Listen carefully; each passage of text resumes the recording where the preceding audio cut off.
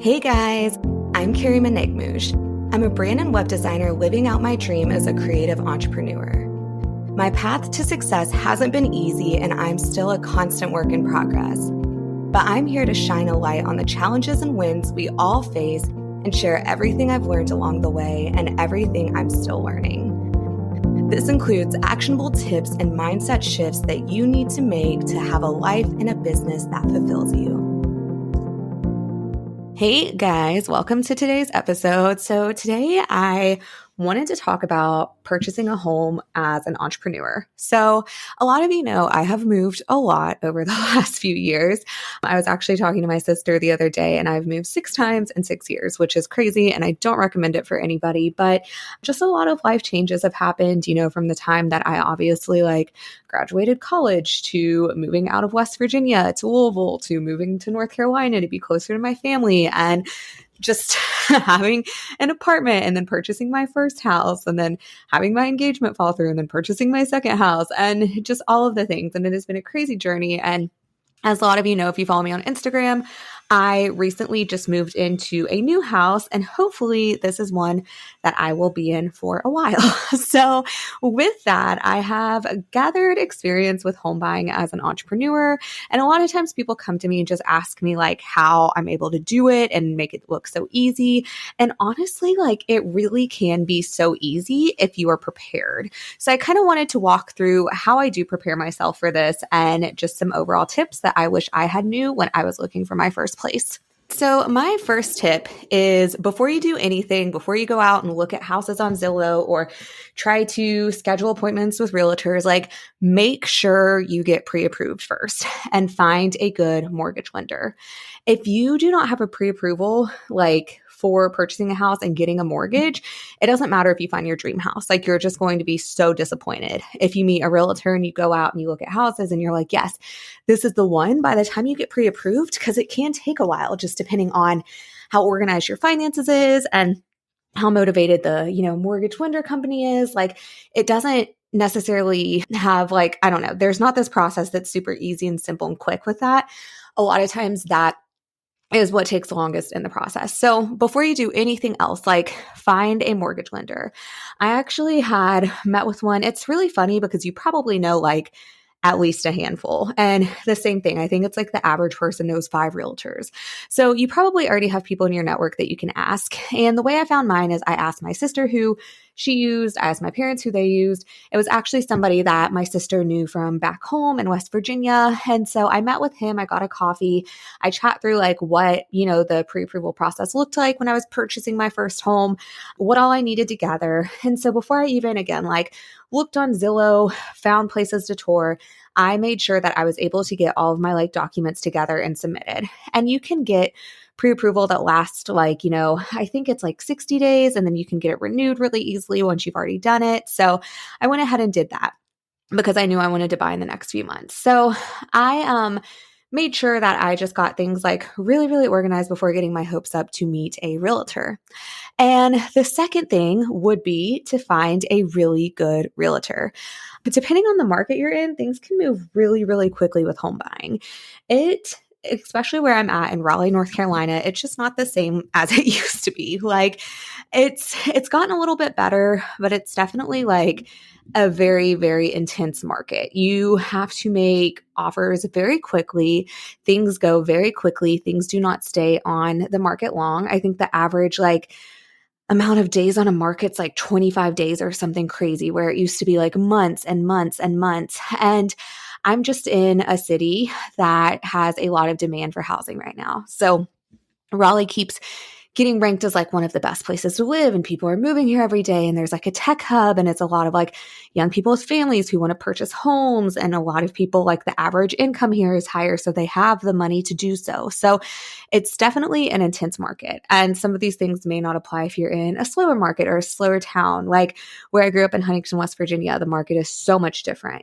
My parents sold their house a few years ago. It was priced so competitively and it took 7 months to sell. It just really, really depends on where you're at. But definitely find a good realtor. And when I was researching, I looked for somebody that, one, worked with my mortgage lender. I asked him for recommendations. And two, somebody that just like basically told me they would handle it all. And it really is important to like find somebody that you can read reviews on and that you can trust to do that. I've worked with a couple of different realtors and I found that everybody kind of has their own styles and has stuff that they take care of and then they don't. So just come and make sure you ask questions. For example, like I in the past had to rearrange my own inspection. I in the past had to rearrange my own survey. I had to make a bunch of phone calls. I had to, like whenever anything was wrong with the house, make those phone calls myself before purchasing. And I've worked with Casey House, and she's here in Raleigh, and she's been awesome because basically like she just does all of that for me. And I'm somebody who is so busy in the day to day. I didn't want to have to worry about that. Like I didn't want to have to worry about making a ton of phone calls and, figuring out like who I needed to call and who was the best person for this and doing all of this independent research on my own. Like I just wanted it to feel so easy. And it's so funny because I just closed on my second house that I've purchased with her. And I literally told her like, you made this so easy that it almost feels like I just went and bought like, I don't know, like even less difficult than a car. Like it was just so simple. And I know that it's not like that when you do it with everybody. So it really does matter like who you work with in terms of finding a good realtor. So ask them questions, like ask them, like what would fall in my lap through the process? How much time do I have to expect to commit to this process? Like, what does the, process look like? How are your negotiation skills? Like, do you have a lot of wins? Make sure that they pull like the market comps for you. Make sure that, you're not buying like the most expensive house in the neighborhood. Make sure that you're finding a realtor that's like going in and looking at crawl spaces and attics. Like those things are very, very important. And not every realtor does it. So just do a very good search of the reviews again and make sure that you come prepped with questions and meet your realtor in person if you can. Get coffee, do a FaceTime, whatever that looks like, and just make sure that it's someone that you're comfortable asking those questions to. I always like to work with people that I would personally be friends with, and I think that is just like why the process has been so simple because I'm never like intimidated to ask them questions. I never feel annoying. Like I just feel like I can come to them with anything and that they're always there. The next thing is when you go to your realtor, they're going to ask you like, what are your must-haves in a home? And my advice is really, really try to be realistic with this. Like nobody, and I mean, maybe I shouldn't say nobody, maybe there are people out there that get everything they want, but I have never personally found one house that has everything I want in terms of location, in terms of, like my dream house would be something in the Beltline to downtown Raleigh. It would be, within like a $400,000 budget. It would have a fenced in yard. It would be 2 stories. It would be all hardwood except for the bedrooms. It would have like, like the best, latest finishes. It would have all white walls. Like the list could go on and on of things that I would love to have in my house. Like if I was paying for a dream house, what I would want that to look like. And it's just really humbling when you start the home buying process because you find that depending on where you are, again, you very rarely can get everything you want.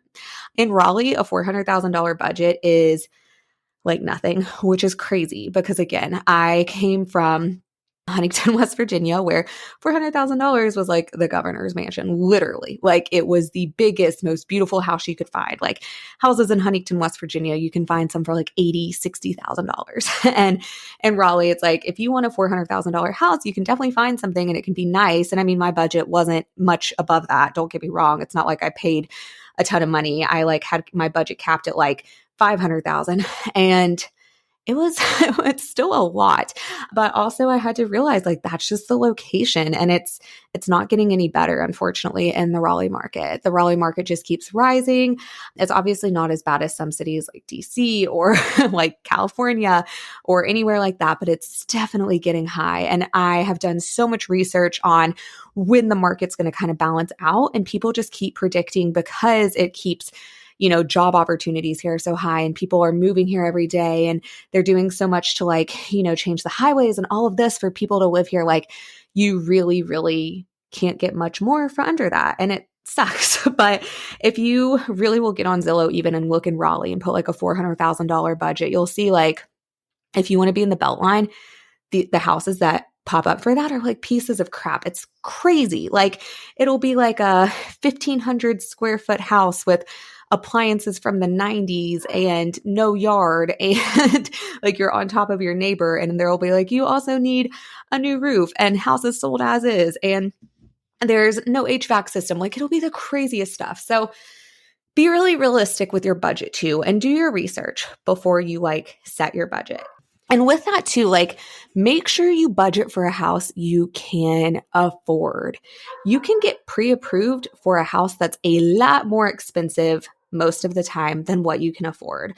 Like I know when I had my old salary job, I made about $30,000 a year, and I was just curious on how much I could get pre-approved for. And I think I got pre-approved for a house that was like $500,000 then. And I was like, what? Like I can barely pay at the time my mortgage, or not my mortgage, my rent was like $750. I could barely pay that. And they're giving me a mortgage that's like $2,500 a month. And I thought that was so freaking crazy. And it's just one of those things. I mean, ultimately, like mortgage companies are businesses, and if they can trust you and you have a good credit score, like they're going to be like, well, yeah, let's like max this out. Like if this person has, a reputation of making payments, then let's see how high of a budget we can give them. And it's just, again, like one of those things, if you don't know, you would be so excited. You'd be like, wow, like, yeah, I got pre-approved for this amount of a house, but then it's like, could you afford that? Can you actually afford that month to month? So be really, really honest with yourself of what you can afford, and like write that out. Like, what do you pay right now for your monthly rent if you're renting, or what can you afford to pay? I was able to budget a little higher when I was buying this house than my last one because my boyfriend was going to be moving in with me. And so we both looked at our kind of like, our rents and our mortgages and what that looked like. And we said, okay, if we want to move in together, how can we find a house that we really love, that has enough space, that also allows us to pay less than what we're paying now? So that was the overall goal. And we ended up being able to do that. So basically, like, we found a mortgage that we were able to get for under like $2,500 a month. I was originally paying like $1,700 a month in my mortgage for my house. He was paying around $1,300 a month for his. So we ended up saving just a little bit of money, which was really, really nice. So map that out, look at your expenses realistically, and then also make sure you know that like the estimated payment like that you see on Zillow and stuff is not correct. You can ask your mortgage lender to like write out the numbers for you. And that's always really, really helpful. So what I'll do is after I'm pre-approved, when I'm looking for the house, I will send my mortgage lender like a house if I'm really interested in looking at it. Like I don't do it for every house I see, but just if it's one that I know I would go, actually see in person, possibly put an offer on, I'll send it to him and I'll ask him to crunch the numbers. So what he'll do is he will take the house cost, he will calculate the interest payment for the mortgage. My interest rate for my first house was around 2%, which was freaking amazing. My interest rate for this house is around 6.3%, which is not great, not terrible. So he will put that in for the monthly payments. He will also put in the insurance quote for home insurance. And then he will also put in the HOA fees, any city fees, property taxes, all of that good stuff. So a lot of times it ends up being like $400 or $500 more than the original mortgage without those things. I remember thinking like, oh, it'll be like maybe $100 more, but it really does add up, especially depending on your location and if you do have an HOA and things like that. So make sure that you are really keeping those numbers in mind, and that you don't like find your dream house and get hit with those numbers and realize like, oh wow, like I can't afford this. So again, just like really budget for something you can afford, and just something that will make it easy to afford. That's why when I was going to this house, I was like, I want to make payments that are less than what I was paying currently.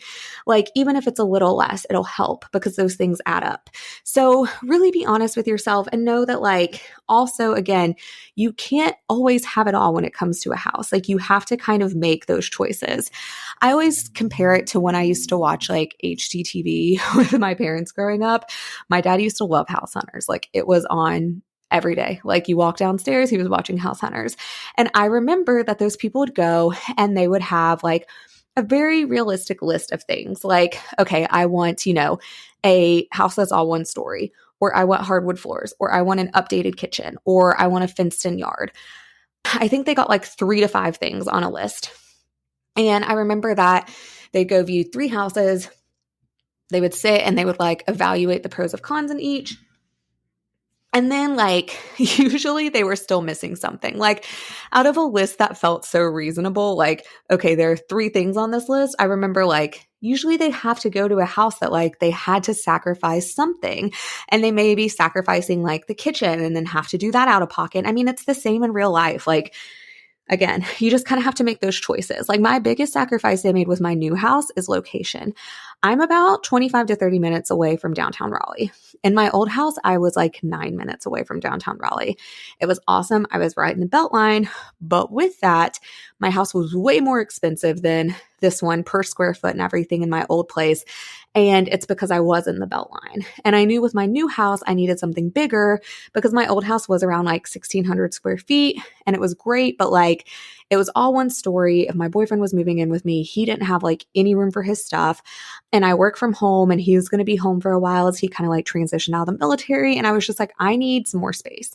So that was my biggest sacrifice. It's a really big one. Like having to take a commute that's like 20 extra minutes longer than the one you're used to, it really adds up. And it's honestly, it's tiring. And I wish that it could be different, but it's not. And I'm really happy with my decision. But I also knew like that's what I had to get. Like I could get a fixer upper house that was like $600,000 closer to downtown Raleigh. That was, like 2,000 square feet, not what I wanted, no updates, spend money out of pocket. Or I could find a house that I loved that was almost like move-in ready, but it was going to be further away. And so just be really, really realistic with yourself again.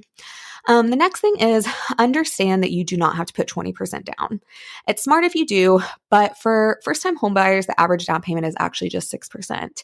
And it's actually possible to put down even less. And so I know so many people who want to buy a home, but don't want to get started in the process because they're like, oh, well, I can't put 20% down. And I remember I'd learned that from my mortgage lender. Like, you don't have to put 20% down. You can avoid some fees, like PMI fees and things like that if you do. And sometimes you can get like a better interest rate, I believe. But other than that, like most people don't have, especially depending on the market you're in, like especially in this market where the average home cost in Raleigh is like $430,000. Like the amount of 20% for that, most people don't have just sitting around. So keep in mind that you do not have to have 20%. And another tip when you are starting this process is literally start getting rid of things yesterday. Like the second you think you may be wanting to move, start like going through things and organizing them.